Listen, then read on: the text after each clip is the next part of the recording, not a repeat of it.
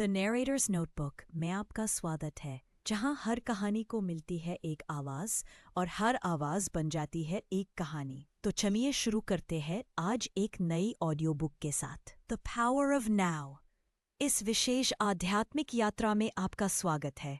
आज हम उस पुस्तक की गहन शिक्षाओं का अनुभव करेंगे जिसने लाखों लोगों के जीवन को रूपांतरित किया है। एकर टोले द्वारा लिखित द पावर ऑफ नाउ यानी अभी की शक्ति। यह केवल एक पुस्तक नहीं है, बल्कि यह आंतरिक जागृति की ओर ले जाने वाला एक मार्ग है जो शांति, जागरूकता और सच्ची आज़ादी से भरा जीवन प्रदान करता है। तो चलिए बिना देर परे शुरू करते हैं the power of now audio book, the narrator's notebook के साथ। भाग 1, अभी में जीना इतना महत्वपूर्ण क्यों है? हम में से अधिकतर लोग अपने विचारों की दुनिया में जीते हैं, अतीत की यादों या भविष्य की चिंताओं में उलझे हुए। लेकिन क्या आपने कभी सोचा है, अतीत और भविष्य ये इस क्षण में वास्तव में मौजूद नहीं है। जो वास्तव में है वह है यह पल, अभी। यही असली जीवन घटित होता है। एकहार्ट टोले कहते हैं, जहां कहीं भी हो वहां पूरी तरह उपस्थित रहो।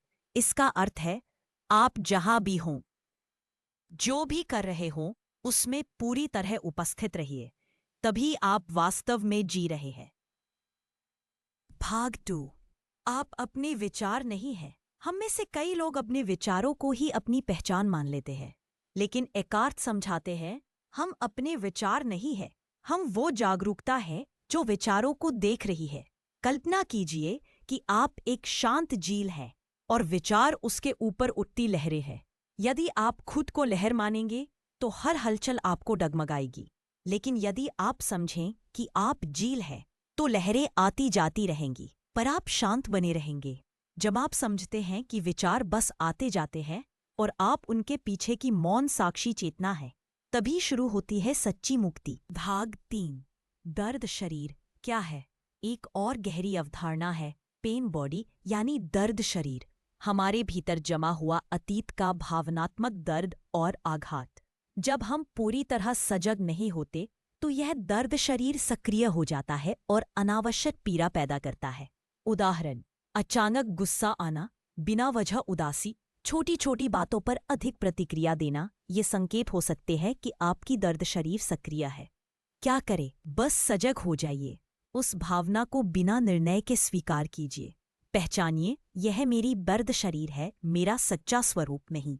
केवल यह जागरूकता ही इसकी शक्ति को धीरे धीरे समाप्त कर देती है। भाग 4, वर्तमान में लौटने के व्यावहारिक उपाय। हम अभी में कैसे लौटें? एकहार्ट सरल लेकिन प्रभावी अभ्यास बताते हैं। 1, सांस की सजगता। अपनी सांसों पर ध्यान दें। हवा का भीतर और बाहर जाना महसूस करें। कुछ भी करने की जरूरत नहीं, बस निरीक्षण करें। केवल 10 सजग सांसें आपको वर्तमान में ले आती है।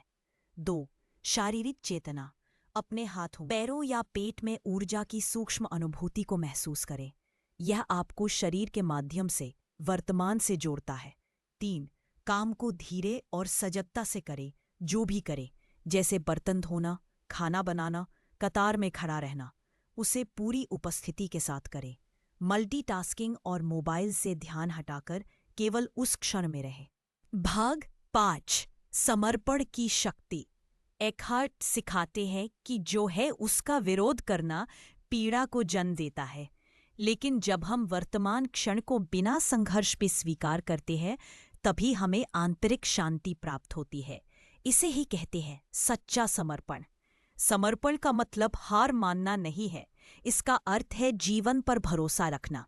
जैसे एक नदी पत्थरों से टकराकर भी बहती रहती है, वैसे ही हमें भी परिस्थितियों को अपनाकर लचीलापन रखना चाहिए। भाग 6, रिश्तों में उपस्थिति। जब आप किसी से बात करते हैं, क्या आप सचमुच सुनते हैं या पहले से ही जवाब सोच रहे होते हैं? टॉले सिखाते हैं कि उपस्थिति ही गहरे प्रेमपूर्ण संबंधों की कुंजी है। भाग 7, अंत की ओर शांति का बीज बोना। एकहार्ट याद दिलाते हैं कि बाहरी जीवन चाहे जितना भी अस्त व्यस्त हो, यदि आप भीतर से उपस्थित हैं तो आप मुक्त हैं। हर दिन, हर क्षण एक नया अवसर है अब में लौटने का। न कोई विशेष पूजा, न कोई जटिल विधि, केवल एक सजग क्षण, और आपका जीवन बदल सकता है। निष्कर्ष। नैरेटर, इस आध्यात्मिक यात्रा में साथ देने के लिए धन्यवाद। याद रखिए, अभी ही एकमात्र क्षण है जहां असली जीवन घटित होता है।